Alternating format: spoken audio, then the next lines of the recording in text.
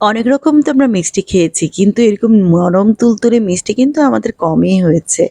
আর বানানো কিন্তু খুব সহজ, শুধু একটু ছানা হলেই চলবে। বাসায় যদি কখনো হঠাৎ করে কোনো গেস্ট চলে আসে, এই মিষ্টিটা কিন্তু খুব সহজে তৈরি করে যেতে পারেন। চলুন দেখে নিই এই নরম তুলতুলে মুখরোচক মিষ্টিটা আমি কিভাবে তৈরি করেছি। শুরু থেকে শেষ পর্যন্ত দেখার অনুরোধ রইল। এখানে ১ কাপ পরিমাণ ছানা নিয়েছি, ১ কেজি দুধের ছানা। আমি এখানে ছানা তৈরিটা আর দেখালাম না। এই ছানাটা আমি তৈরি করার পরে ০.৫ ঘন্টার মতো ঝুলিয়ে রেখেছি। তারপরে এভাবে আমি হাত দিয়ে ভেঙে নিলাম। এটা একদম মথে একদম স্মুথ করার কিছু নেই। হাত দিয়ে ভালো করে এই যে দলাগুলো বা গুঁড়াগুলো না থাকলেই হবে। তারপর এর সাথে দিয়ে দিলাম ২ টেবিল চামচের মতো চিনি। চিনিটা স্বাদ মতো দিবেন। আমি এখানে গুঁড়ো দুধ না দিয়ে দিলাম কনডেন্স মিল্ক। চাইলে কিন্তু এখানে গুঁড়া দুধ দিতে পারেন। আর কনডেন্স মিল্ক না দিয়ে যদি গুঁড়ো দুধ দেওয়া হয় তাহলে কিন্তু একটু লিকুইড দুধ দিতে পারেন। মানে সামান্য একটু ২-৩ টেবিল চামচ মতো। অনেক সময় ছানাগুলো একটু ড্রাই হয়ে থাকে, সেজন্য একটু দুধ দিতে হয়। যেহেতু এখানে কনডেন্স মিল্ক আর চিনি দিয়েছি, গলে কিন্তু এটা নরম হয়ে আছে। তো আমারটা এরকম স্মুথভাবে এই ছানাটা তৈরি করতে হবে।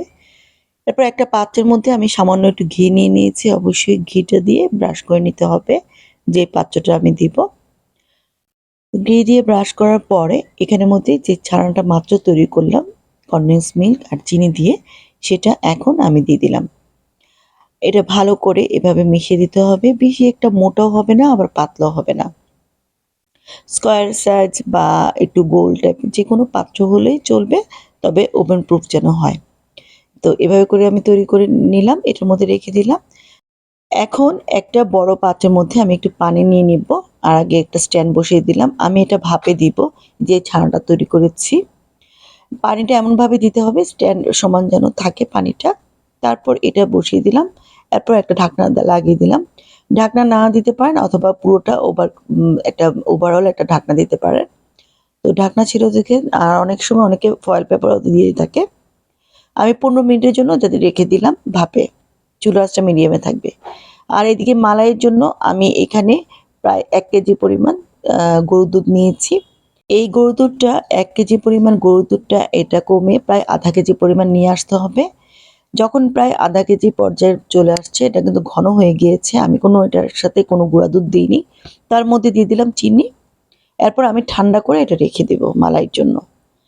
আর এদিকে প্রায় ১৫ মিনিট পরে এই যে দেখেন চুলাটা অফ করে দিয়েছি।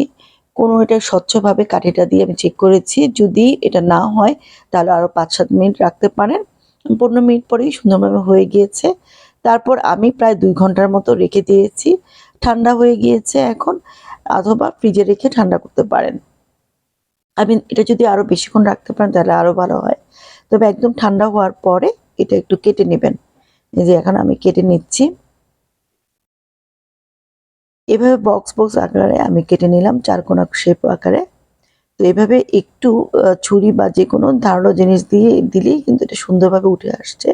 এই যে দেখেন আমার এই জিনিসটা কিন্তু সুন্দরভাবে উঠে আসছে। আমি এভাবে করে কেটে নিলাম, একদম নরম সফট। এটা কিন্তু এখনো এই পর্যায়ে খাওয়া যায়, অনেক টেস্টি হয়। তারপর যেহেতু আমি মালাই সন্দেশ তৈরি করছি, তাই আমি এটার উপরে যে মালাইটা রেডি করে রেখেছিলাম সেটা দিয়ে দিলাম। এই যে দেখেন মালাইটা কিন্তু একদম ঘন। পুরোটা মালাই আমি একবারে দিচ্ছি না, আমি পরবর্তীতে আবার দিব।